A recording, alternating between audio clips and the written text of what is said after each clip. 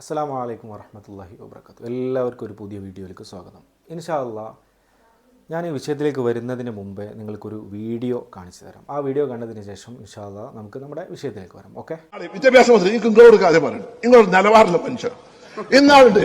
ഒരു സുഞ്ചിന്റെ നമ്മളീക്കൊന്ന് വിഘടിച്ച് നമ്മളങ്ങനെ ചീത്ത രണ്ട് കൂട്ട് താഴത്തേക്ക് ഇങ്ങോട്ട് ഇറങ്ങി വരുമ്പോ മന്ത്രിയുടെ രണ്ട് മൂന്ന് സ്റ്റാഫ് ഇങ്ങനെ ഞാൻ വെച്ച് കാര്യപ്പെട്ട ആരെങ്കിലും പാർട്ടി പോളിറ്റി ബ്യൂറോ ഏതെങ്കിലുമൊക്കെ ഒന്ന് സ്വീകരിക്കാൻ വരിക.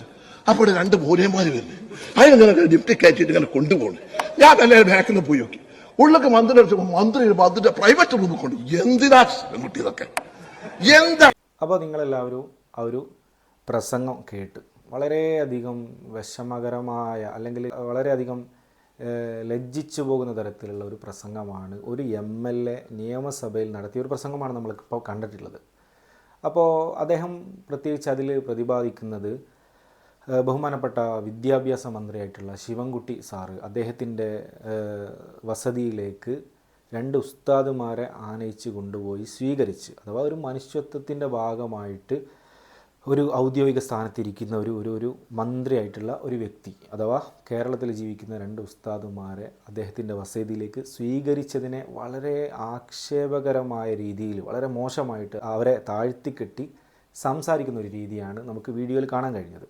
അഥവാ ഉസ്താദുമാരെന്ന് പറഞ്ഞാൽ എന്നും സമൂഹത്തിൻ്റെ താഴെ തട്ടിലിരിക്കേണ്ട ആളുകൾ, അല്ലെങ്കിൽ അവർക്ക് ഇവിടെയുള്ള മൗലികാവകാശങ്ങളൊന്നും കൊടുക്കരുത് എന്ന തരത്തിലേക്ക് വരെ ചിന്തിച്ചു പോകുന്ന ഒരു തരം താഴ്ന്ന ചിന്താഗതിയാണ് അദ്ദേഹം അവിടെ ആ ഒരു നിയമസഭയിൽ പ്രസംഗിച്ചിട്ടുള്ളത്. അപ്പോൾ ഇത് കണ്ട സമയത്ത് എനിക്ക് വളരെയധികം വിഷമമായി. കാരണം ഇത്തരത്തിൽ ഒരു ഉന്നത സ്ഥാനത്തിരിക്കുന്ന ഒരു MLA ആയിട്ടുള്ള ഒരു നാട്ടിലുള്ള ആളുകൾ വോട്ട് ചെയ്ത് ജയിപ്പിച്ച് നിയമസഭയിലെത്തി MLA പദവി അലങ്കരിക്കുന്ന ഒരു വ്യക്തി, അഥവാ ജനങ്ങളുടെ നല്ല കാര്യങ്ങൾ നിയമസഭയിൽ പോയിട്ട് സംസാരിച്ച് ജനങ്ങൾക്ക് വേണ്ട ആവശ്യങ്ങൾ നേടിക്കൊടുത്ത് നിയമങ്ങൾ നിർമ്മാണം ചെയ്ത് അങ്ങനെ ആ ഒരു തരത്തിൽ ജീവിക്കുന്ന ഒരു വ്യക്തിയാണ് കേവലം രണ്ട് ഉസ്താദുമാർ അവരുടെ വിദ്യാഭ്യാസ മന്ത്രിയുടെ അടുത്ത് എന്തെങ്കിലും കാര്യം വിദ്യാഭ്യാസ പ്രവർത്തനവുമായി ബന്ധപ്പെട്ട് അല്ലെങ്കിൽ എന്തെങ്കിലും ഒരു കാര്യം അവരുമായിട്ട് ചർച്ച ചെയ്യാൻ പോയതായിരിക്കാം. അപ്പോൾ ആ വിഷയം എടുത്തിട്ട് കൊണ്ട് വളരെയധികം മോശമായിട്ട് ആ ഉസ്താദുമാരെ പറയുന്ന ഒരു പ്രസംഗമാണ് നമ്മൾ കേട്ടിട്ടുള്ളത്. അപ്പോൾ ഇത്തരത്തിൽ സംസാരിക്കുന്ന ആളുകൾ ഇതിൽ പാർട്ടിയോ അല്ലെങ്കിൽ ഏതെങ്കിലും ഒരു രാഷ്ട്രീയ പാർട്ടിയെ കൊച്ചാക്കാനോ അല്ലെങ്കിൽ ഏതെങ്കിലും ഒരു രാഷ്ട്രീയ പാർട്ടിയോട് വളരെയധികം അനുകൂലമാകാനോ ഒന്നുമല്ല. എനിക്ക് പ്രത്യേകിച്ച് ഒരു പാർട്ടിയോടും സ്നേഹമോ അമിതമായിട്ടുള്ള വെറുപ്പോ ഒന്നുമില്ല. പക്ഷേ നമുക്കിവിടെ രാജ്യത്ത് ജീവിക്കുന്ന സമയത്ത് രാജ്യത്തിൻ്റെ നന്മക്കും അതുപോലെ ജനങ്ങളുടെ സന്തോഷത്തിനൊക്കെ വേണ്ടി പ്രവർത്തിക്കുന്ന ആളുകൾ ഇവിടെ ഉയർന്നു വരണം എന്ന് ചിന്തിക്കുന്ന ഒരു ആളാണ് ഞാൻ. അപ്പോൾ രാഷ്ട്രീയപരമായിട്ട് പാർട്ടികൾ വേണം, രാഷ്ട്രീയമായിട്ട് ചിന്തിക്കുന്ന ആളുകൾ വേണം, അവരുടെ പ്രവർത്തനങ്ങൾ അവർ അതേ രീതിയിൽ ചെയ്യുകയും വേണം. അതൊരു ഭാഗത്തിരിക്കുമ്പോഴാണ് ഇത്തരത്തിലുള്ള ചില രാഷ്ട്രീയക്കാർ, അതും MLA പോലത്തെ ഒരു നിയമസഭ എന്നൊക്കെ പറഞ്ഞാൽ നമുക്കറിയാം വളരെയധികം പക്വതയോടെ നമ്മൾ സ്റ്റാൻഡേർഡായിട്ട് സംസാരിക്കേണ്ട ഒരു ഏരിയയാണ്. അവിടെ പോയിട്ടാണ് വളരെ മോശമായിട്ട് രണ്ട് സമൂഹത്തിൽ ജീവിക്കുന്ന ഇവിടെ എല്ലാവിധ ഒരു പൗരന് ലഭിക്കേണ്ട എല്ലാവിധ അവകാശങ്ങളും ഉള്ള ആളുകളെ പറ്റിയാണ് ഇത്തരത്തിൽ പറയുന്നത്. ഒരു വിദ്യാഭ്യാസ മന്ത്രി അദ്ദേഹത്തിൻ്റെ മനുഷ്യത്വം കൊണ്ട് അദ്ദേഹം സ്വീകരിച്ചു, അദ്ദേഹം ചെയ്തത് വളരെ മാന്യമായിട്ടൊരു കാര്യമാണ്. അതിനെയാണ് പച്ചയായിട്ട് അവിടെ പോയിട്ട് എതിർക്കുന്നത്. അപ്പോൾ ഈ ഒരു വീഡിയോ കണ്ട സമയത്ത് വളരെയധികം ലജ്ജയാണ് എനിക്ക് തോന്നിയത്. ഇനി ഇൻഷാ അല്ലാഹ് നമുക്ക് മറ്റൊരു വീഡിയോ കാണാം. ഓക്കെ, ഇൻഷാ അല്ലാഹ് അത് കണ്ടതിന് ശേഷം നമുക്ക് വീണ്ടും വീഡിയോയിലേക്ക് തിരിച്ചു വരാം.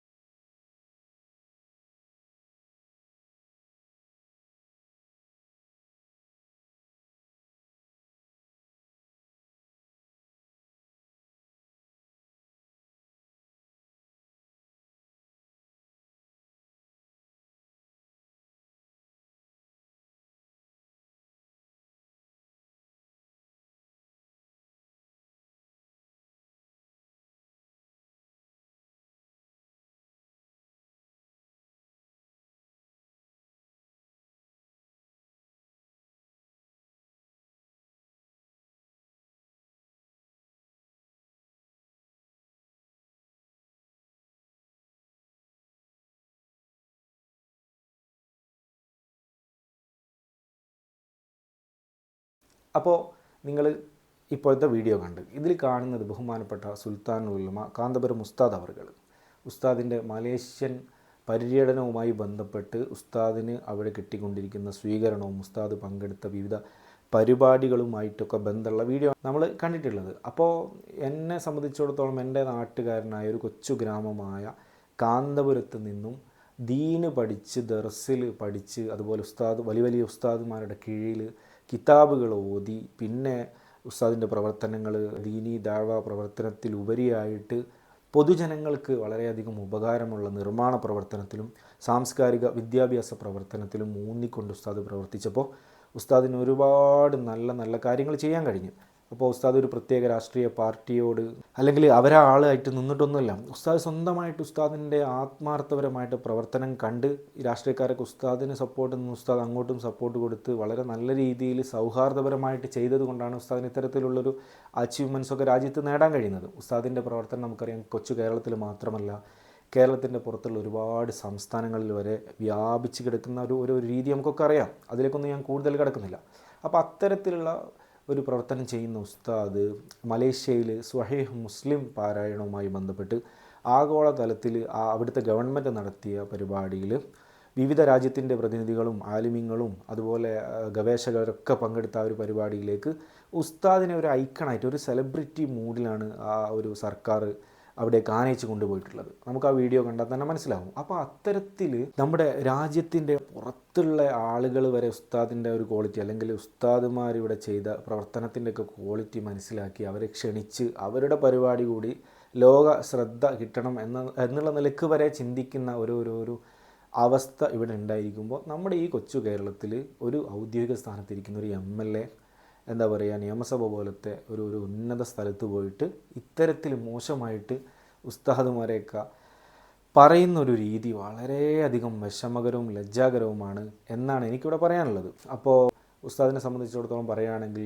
ഉസ്താദ് നേരത്തെ നിമിഷപ്രിയ ആ ഒരു കേസുമായി ബന്ധപ്പെട്ട് പ്രവർത്തിച്ച സമയത്ത് ഉസ്താദ് യമൻ സർക്കാരുമായിട്ട് നമുക്കറിയാം, ശരിക്കും പറയുകയാണെങ്കിൽ ഇവിടുത്തെ സർക്കാരിന് പോലും അഥവാ ഇന്ത്യൻ ഗവൺമെൻറ്റിന് പോലും അവിടുത്തെ ഒരു ആഭ്യന്തര പ്രശ്നങ്ങളൊക്കെ കാരണം ഒന്ന് ബന്ധപ്പെടാൻ ഉള്ള ബുദ്ധിമുട്ട് എല്ലാവർക്കും അറിയാം. ആ ഒരു സമയത്താണ് ഉസ്താദ് പോയിട്ട് വളരെ എന്താ പറയുക സിമ്പിളായിട്ട് ആ ഒരു ഗവൺമെൻറ്റായിട്ട് ബന്ധപ്പെടുന്നതും ആ വധശിക്ഷ സ്റ്റേ ചെയ്ത ഒരവസ്ഥയും. ഇത് കണ്ടപ്പോൾ തന്നെ ഉസ്താദിനെ വളരെയധികം മോശമായിട്ട് സോഷ്യൽ മീഡിയയിലൊക്കെ വന്നിട്ട് ഉസ്താദ് എന്ത് ചെയ്താലും അതിനെ എതിർക്കുന്ന രീതിയിലുള്ള ആളുകൾ വരെ ഉസ്താദ് ഗ്രേറ്റാണ് എന്ന് പറയുന്ന ഒരു തലത്തിലേക്ക് വന്നിട്ടുണ്ട്. അപ്പം ജനങ്ങൾ ഈ ഒരു കാലഘട്ടത്തിൽ പണ്ടുള്ള പോലെയൊന്നുമല്ല. ജനങ്ങൾ എന്ത് കണ്ടാലും മോശമായ കാര്യം മാത്രം എടുത്ത് ഉന്നയിക്കുന്ന ഒരു അവസ്ഥയൊക്കെ മാറി വളരെയധികം പോസിറ്റീവായിട്ട് എന്താ പറയുക അത്തരത്തിലൊരു ചിന്തകൾ ഉള്ള കാലത്താണ് ഇത്തരത്തിലൊരു വലിയ ഒരു പദവിയിലിരിക്കുന്ന ഒരു വ്യക്തി ഇങ്ങനെ പറയുന്നത്.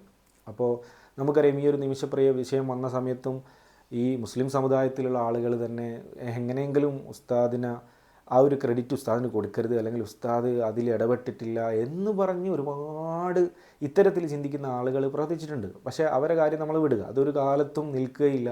നമ്മളൊരു മഹാനായൊരു വ്യക്തി എല്ലാവരും ലോകത്തിലെല്ലാവരും ഒരാളെ അംഗീകരിക്കണം എന്നൊന്നുമില്ല. എന്ത് തന്നെ ആയാലും ഇത്തരത്തിലുള്ള ഒരു ഉന്നത സ്ഥാനത്തിരിക്കുന്ന ആളുകൾ ഇപ്പോഴും ഉസ്താദുമാർക്കെതിരെ അല്ലെങ്കിൽ നന്മ ചെയ്യുന്ന ആളുകളെയൊക്കെ എന്തോ മുൻ വൈരാഗ്യമൊക്കെ വെച്ച് സംസാരിക്കുന്നത് പോലെയുള്ള കാര്യങ്ങൾ കാണുമ്പം എന്താ പറയുക നമുക്കൊക്കെ വളരെയധികം മോശമായിട്ടാണ് ഇതൊക്കെ തോന്നുന്നത്. എന്ത് തന്നെ ആയാലും ഉസ്താദുമാരിപ്പോൾ നേടിക്കൊണ്ടിരിക്കുന്ന അച്ചീവ്മെൻറ്റ്സ് എല്ലാവർക്കും അറിയാം. നമുക്കറിയാം മർക്കസ് നോളജ് സിറ്റിയിൽ പോയാൽ അവിടെ ലോ കോളേജിൽ പഠിക്കുന്ന ഒരുപാട് ഉസ്താദുമാരെ നമുക്ക് കാണാൻ കഴിയും. അതുപോലെ മെഡിക്കൽ ഫീൽഡിൽ പഠിക്കുന്ന ആളുകൾക്ക് അത്തരത്തിലുള്ള ഉന്നത തലങ്ങളിലെ പ്രൊഫഷണൽ കോഴ്സുകൾ എടുത്ത് പഠിച്ച് എന്താ പറയുക നമുക്കൊക്കെ ചിന്തിക്കാൻ പോലും കഴിയാത്ത രീതിയിലുള്ള വളർച്ചയാണ് ഉസ്താദുമാരിപ്പോൾ നേടിക്കൊണ്ടിരിക്കുന്നത്. എനിക്ക് പ്രത്യേകിച്ച് ഞാൻ ഈ വിധി നിർണ്ണയവും അതുപോലെ മാപ്പിള കലകളുമായിട്ട് ബന്ധപ്പെട്ട ക്ലാസ്സുകളൊക്കെ ബന്ധപ്പെട്ട് പല ദഅവ കോളേജിലും അതുപോലെ ഇസ്ലാമിക് കോളേജുകളിലൊക്കെ പങ്കെടുക്കാറുണ്ട് പരിപാടികളിൽ. അപ്പോൾ ആ സമയത്ത് അവരുടെ ആ ഒരു സംഘാടന മികവും അവർ ചിന്തിക്കുന്ന തലങ്ങളും വ്യത്യസ്ത പരിപാടികളിൽ ഉസ്താദുമാർ നടത്തുന്ന ചർച്ചകളും അതുപോലെ അവർ നടത്തുന്ന പ്രവർത്തനങ്ങളൊക്കെ കണ്ടാൽ വളരെയധികം നമ്മൾ തന്നെ അത്ഭുതപ്പെട്ടു പോകും. ഇവരൊക്കെ ചിന്തിക്കുന്ന രീതികൾ നമ്മളൊക്കെ ചിന്തിക്കുന്നതിനൊക്കെ ഒരുപാട് അപ്പുറത്തുള്ള ചിന്തകളാണ്. ഇതൊക്കെ ഒന്ന് വന്ന് നേരിട്ട് നമ്മൾ കാണുകയും അവർക്ക് വേണ്ട രാഷ്ട്രീയ തലത്തിലൊക്കെയുള്ള ആളുകൾ ഇത്തരത്തിൽ ചിന്തിക്കുന്ന ഇത്തരത്തിൽ പ്രവർത്തിക്കുന്ന വിദ്യാഭ്യാസമുള്ള ആളുകൾക്ക് നല്ല സപ്പോർട്ടും നമുക്ക് സാമ്പത്തികമായിട്ടോ അല്ലെങ്കിൽ മറ്റു തലത്തിലൊന്നും സപ്പോർട്ട് കൊടുക്കാൻ കഴിഞ്ഞില്ലെങ്കിൽ പോലും കേവലം ഒരു മനസ്സുകൊണ്ടുള്ള ഒരു സപ്പോർട്ട് തന്നെയെങ്കിലും നമ്മൾക്ക് കൊടുക്കാൻ ശ്രമിക്കണം. അല്ലാതെ ഇത്തരത്തിൽ ഇനിയും ഉസ്താദുമാർ വളരെ താഴെത്തട്ടിലിരിക്കണം അല്ലെങ്കിൽ ഉസ്താദുമാരൊന്നും വളർന്നു വരരുത് എന്ന് ചിന്തിക്കുന്ന തലത്തിലുള്ള രാഷ്ട്രീയ നേതാക്കളെയൊക്കെ ആ രാഷ്ട്രീയ പാർട്ടി നിയന്ത്രിച്ച് അല്ലെങ്കിൽ അവർക്ക് തക്കതായ താക്കീതുകൾ കൊടുത്ത് നിർത്തണം എന്ന് മാത്രമാണ് എനിക്ക് പറയാനുള്ളത്. ഞാൻ ഒന്നുകൂടെ പറയുകയാണ്, ഞാൻ ഏതെങ്കിലും ഒരു പാർട്ടിയെ മോശമാക്കാനോ പാർട്ടിയിലുള്ള ആളുകളോട് എതിര് പറയാനൊന്നുമല്ല. ഇത് ഏത് പാർട്ടിയിലുള്ള ആൾ ചെയ്താലും ഞാനത് പ്രതികരിക്കും. അതാണ് എൻ്റെ നിലപാട്. അല്ലാതെ ഈ ഒരു വ്യക്തി ഒരു ഇന്നാളുന്ന പാർട്ടി ആയതുകൊണ്ട് പ്രതികരിക്കുകയൊന്നുമല്ല. ഇൻഷാ അല്ലാഹ് എന്തായാലും നല്ലത് മനസ്സിലാക്കി നല്ല രീതിയിൽ ചിന്തിച്ച് എല്ലാവരെയും ചേർത്തു പിടിക്കാനാണ് ഇസ്ലാം മതം പഠിപ്പിച്ചിട്ടുള്ളത്. ആ ഒരു രീതിയിൽ നമ്മൾ മനസ്സിലാക്കണം. അതിൽ മതമോ ജാതിയോ അല്ലെങ്കിൽ രാഷ്ട്രീയ പാർട്ടിയോ അല്ലെങ്കിൽ അത്തരത്തിലുള്ള ഒരു വിഭാഗീയതയും ഇതിൽ കാണരുത് എന്ന് മാത്രം പറഞ്ഞുകൊണ്ട് എല്ലാവർക്കും നല്ലത് ചിന്തിക്കാനും നന്മ ചെയ്യാനും കഴിയട്ടെ എന്ന് പ്രാർത്ഥിച്ചുകൊണ്ട് ഇൻഷാ അല്ലാഹ് ഞാൻ ഈ വീഡിയോ ഇവിടെ അവസാനിപ്പിക്കുന്നു.